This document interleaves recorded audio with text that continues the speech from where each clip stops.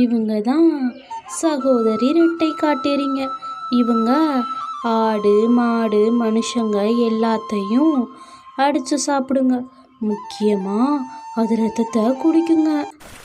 அக்கா, எனக்கு ரொம்ப பசிக்குதக்கா. வயிறெல்லாம் இழுத்து பிடிக்குது. எனக்கு மனுஷங்கறி சாப்பிட்டு சாப்பிட்டு போர் அடிக்குதாக்கா. எனக்கு பசுமாடு மனுஷங்க ரெண்டத்தையும் கலந்து சாப்பிடணுக்கா. வாமது, கேள்விப்பட்டியா? ஏதோ ரத்த காட்டேரியாம். அது ஊருக்குள்ளே வந்து ஆடு மாடு மனுஷங்க எல்லாத்தையும் சாப்பிடுதான். எனக்கு ரொம்ப பயமாக இருக்குது. என் மாடு வேற முழுகாமல் இருக்குது.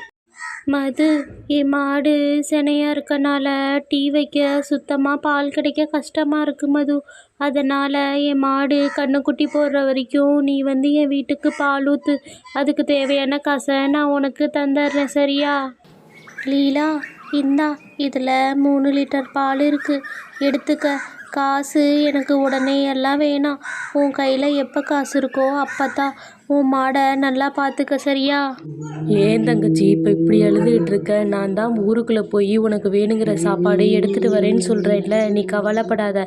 நான் இன்னைக்கு உனக்கு இளம் பசுங்கறியை கொண்டு வரேன், சரியா? நீ நல்லா சாப்பிடுவ.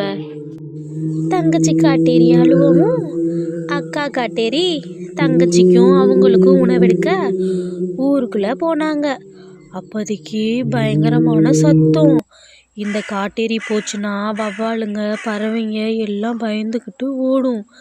காட்டேரி ரொம்ப ரத்த பசியில் ஊரை தேடி வேக வேகமாக போய்கிட்டே இருந்துச்சு.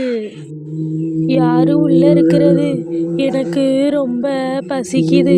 கொஞ்சம் சாப்பாடு மட்டும் கொடுத்துட்டு போயிருங்க. என் பேர் வந்து ருக்கு.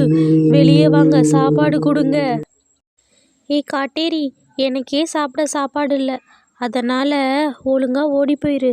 என்கிட்ட சாமி கொடுத்த அந்த கலச தண்ணி இருக்குது, அதை உன் மேலே ஊற்றிடுவேன். ஓடி போயிரு. வேணாம், நான் போயிடுறேன். ஆனால் இன்னைக்கு இல்லைனாலும் என்னைக்காச்சும் ஒரு நாள் உன் ரத்தத்தை நான் குடிப்பேன். அதுக்கு முன்னாடி நீ பாசமாக வளர்க்குற உன் பசுவை இந்த செகண்டையே நான் சாப்பிட போகிறேன். பசுமாடுன்னு கூட பார்க்காத அந்த காட்டேரி அந்த பசுமாட்டு வயிற்றுக்குள்ளே இருந்து குட்டியை ரத்தம் வர வர உருவி எடுத்துருச்சு.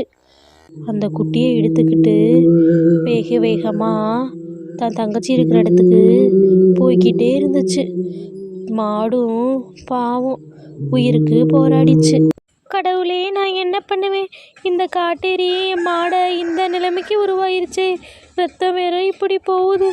என் மாட்டை இந்த நிலைமைக்கு ஆக்குன அந்த காட்டேரியை நான் சும்மா விட மாட்டேன். காட்டேரிங்களே, உங்களோட முடிவு என் கையில் தான். இதுதான் அந்த தீர்த்தம். இது நான் உங்கள் மேலே ஊற்ற போகிறேன்.